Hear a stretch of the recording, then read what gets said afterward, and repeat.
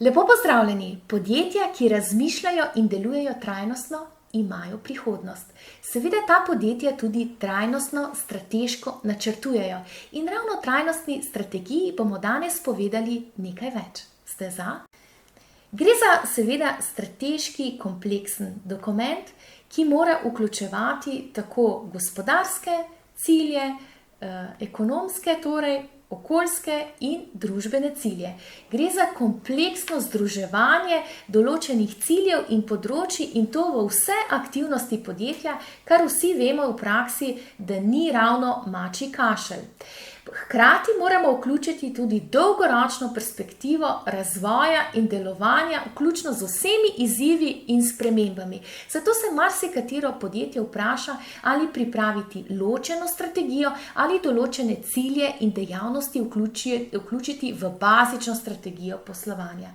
Če imamo možnost vključiti te vse cilje in jih uravnotežiti z dolgoročno perspektivo, je zagotovo boljše, da imamo en celovit in to trajnostni dokument. Vemo torej, da v tem dokumentu moramo vključevati interese, včasih zelo raznorodne, da ne rečem celo konfliktne, različnih deležnikov in jih moramo ustrezno ponderirati glede na njihov vpliv in pomen za dolgoročne cilje podjetja. Seveda, zmeraj smo posebej občutljivi na lastnike, na zaposlene, seveda na kupce in različne druge strateške dejavnosti. Hkrati pa moramo vedeti, da moramo tako ravnati z različnimi viri, seveda naravnimi in tudi človeškimi, tako da lahko poslujemo dolgoročno. Ko pripravljamo ta strateški dokument, je zelo pomembno, da imamo v mislih določene vidike, ki jih nikakor ne smemo spregledati. Poglejmo. Prvi je globalna odgovornost, se pravi, podjetje nikakor ne sme spregledati, da smo vsi igralci tega globalnega trga, ne glede na to, da smo seveda tudi igralci na lokalnem parketu. Po drugi strani ne smemo spregledati transparentnosti. Vse, kar počnemo, mora biti dosegljivo in jasno vsem različnim deležnikom, nič pri tem ne smemo skrivati. Medgeneracijska pravičnost je nekaj, kar moramo imeti nenehno pred očmi, kajti vemo, da generacije imamo med sabo različne vrednostne podstate in hkrati smo vsi upravičeni do enake dediščine in perspektive, različne priložnosti, ki jih imamo za svoje življenje. Tako da želimo prihodnjim generacijam predati vsaj enako priložnost, možnost in perspektivo, kot smo je prijeli sami.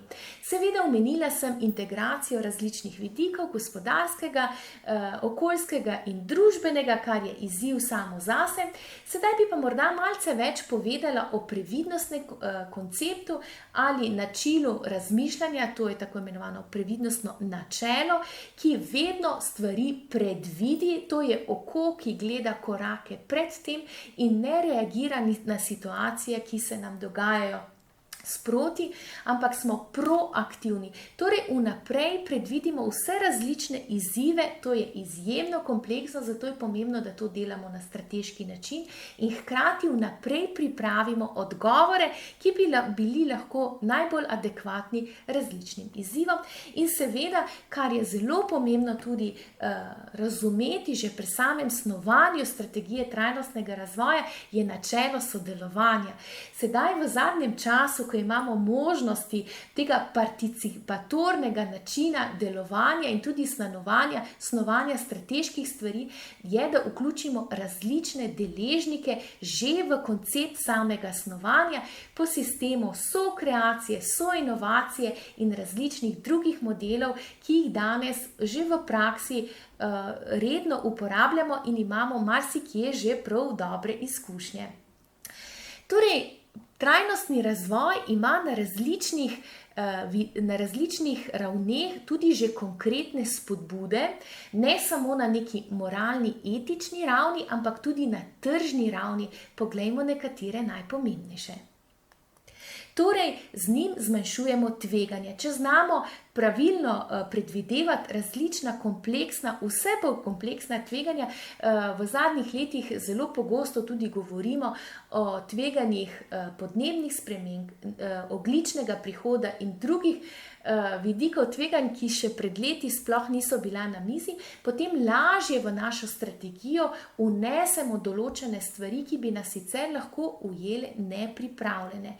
Pomeni, da znamo tako uravnovežiti naše trge, ko govorimo o trgih, se pravi o različnih tržnih segmentih, in tudi naš portfelj storitev in izdelkov prilagodimo trajnostnim smernicam, zakonodajnim zahtevam, sprememba trga in potrošnikov, kar bi sicer, če bi nadaljevali z business as usual, ne bi tega znali predvideti.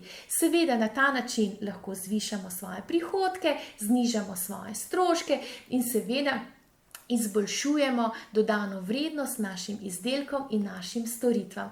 Hkrati pa z vsemi temi usmeritvami sledimo poslu, ki nenehno išče ravnovesje in hkrati sledi k temu, da traja. Vse, kar delamo, sledimo k temu, da stvari trajajo, da niso kratkoročne. Seveda zelo pomembna spodbuda našemu trajnostnemu razvoju je tudi percepcija različnih deležnikov. In v zadnjem času merimo pri različnih ključnih deležnikih pomembne spremembe njihovih vrednot, njihovega načina razmišljanja in seveda tudi delovanja. Poglejmo samo nekatere. Vidimo, da so potrošniki tisti, ki v zadnjem času zelo spreminjajo svoj koncept, percepcijo trajnostnega razvoja, vse bolj postaja del njihovih vrednot, njihovega načina razmišljanja in seveda tudi nakupnega vedenja. Vidimo, da se ugled blagovne znamke lahko drastično poveča podjetju, storitvam ali izdelkom, če ukorporira trajnostne elemente, seveda tukaj govorimo o trajnostnih, seveda tu so tudi nizkoogljični, snovno učinkoviti, krožni modeli in tako naprej. In da v bistvu podjetja, če govorimo business to business ali hkrati business to customer, potrošniki vse bolj so naklonjeni izbiri tistim izdelkom in storitev od tistih podjetij, ki imajo jasno definirane cilje in o njih tudi poročajo, si konkretno zastavljajo cilje, zniževanje tržnega in ogljičnega odtisa in hkrati o svojih ciljih in tudi dosežkih jasno, transparentno tudi obveščajo javnost, tudi komunicirajo. Se pravi, med drugimi ključnimi deležniki naših podjetij so seveda tudi vlagatelji, investitorji, zlasti, če vaše podjetje kotira na borzi ali na kakšen drugi način želi pritegniti svež kapital. Več kot polovica aktivnih vlagateljev pravi, da daje prednost podjetjem, ki imajo jasno strategijo trajnostnega razvoja, razogljičenja in tudi konkretne cilje, ki jim potem tudi sledijo. To so podjetja, ki so usmerjena v trajnost in v prihodnost in so za prihodnost tudi bolje pripravljena. Poglejmo torej, kako se lotiti takega dokumenta strategije trajnostnega razvoja. Se pravi, gre za neko kompleksno početje, ki pa ima določene korake, katerim velja slediti. Poglejmo nekaj korakov, torej najprej določimo naše trajnostne vrednote, prepričanja, poslanstvo podjetja, ki je usklajeno s trajnostnim razvojem, potem prepoznamo ključne izzive, priložnosti trajnostnega razvoja, bodisi v okviru našega podjetja ali lokalne širše skupnosti, globalnega parketa. Potem določimo najbolj adekvaten model upravljanja trajnostnega razvoja, ki bi seveda bil najbolj primeren za naše podjetje. Prepoznamo strateške deležnike, seveda njihove interese, njihove aspiracije in seveda vpliv, ki ga imajo na podjetje, in na podlagi naših lastnih ciljev in aspiracij tržnih usmeritev potem kreiramo tako imenovano matriko bistvenosti. Po matriki bistvenosti potem določimo sistem kreiranja dodane vrednosti, seveda v smeri trajnostnega razvoja, in potem postavimo strateške kazalnike, določimo okvirje in instrumente merjenja in potem tudi upravljanja trajnostnega razvoja, seveda evalviranja, nadgrajevanja in seveda potem tudi izvedbe ali tako imenovane implementacije. To so ključni koraki, seveda so vsaki ti koraki prilagojeni vašemu podjetju, kako jih naredimo. Vsa ta izobraževanja imajo svoje video module in vabimo vas, da si jih ogledate oziroma da nas kontaktirate preko spletnega portala Zelene Slovenije. Imamo pa tudi druge vzvode komuniciranja, lahko se obrnete tudi na nas za svetovanje ali za splet izobraževalnih programov preko Akademije Zelene Slovenije. Veseli bomo, da se obrnete na nas po kateremkoli kanalu, kajti verjamemo, da skupaj lahko naredimo trajnostno strategijo prilagojeno vašemu podjetju, da boste pripravljeni na izzive sodobnega časa in tudi prihodnosti.